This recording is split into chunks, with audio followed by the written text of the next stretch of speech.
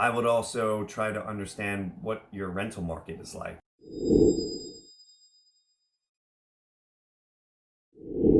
Hey guys, this is Bill over at WKRE at Coldwell. Wanted to talk to you guys today about how to analyze rental properties. So some of my clients, they're looking into condo investing as well as residential from 2 to 4 unit family investing. And they're asking me, how do I run numbers?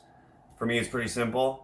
I go on biggerpockets.com. They have their own rental calculator, which I use, but there are plenty of free tools out there. And just if you Google a mortgage calculator, I think I use bankrate.com sometimes. That's also a good one.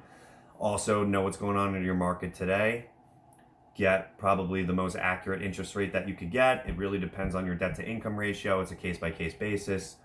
But I mean, I think like a 3.4 to 3.8 right now is probably a good bet or a place to start.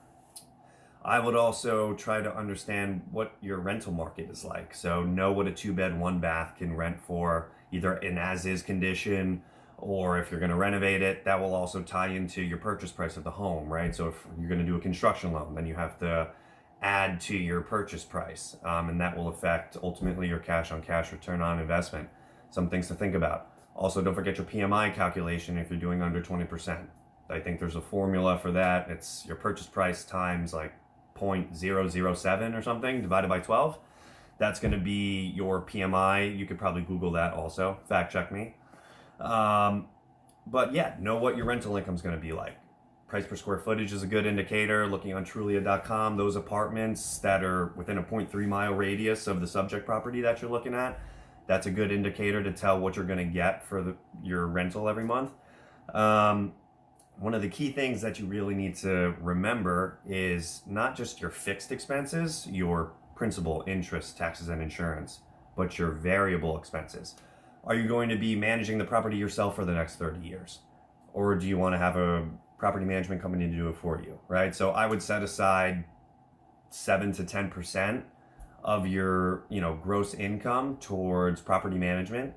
Also another 10% for capital expenditures. For example, what if your roof goes or your boiler goes?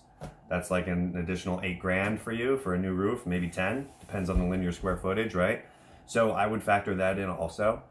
10% for maintenance cost. If you fully gutted the place, you might not have too much maintenance costs, maybe like sheetrocking here and there, little plumbing issue, not a big deal.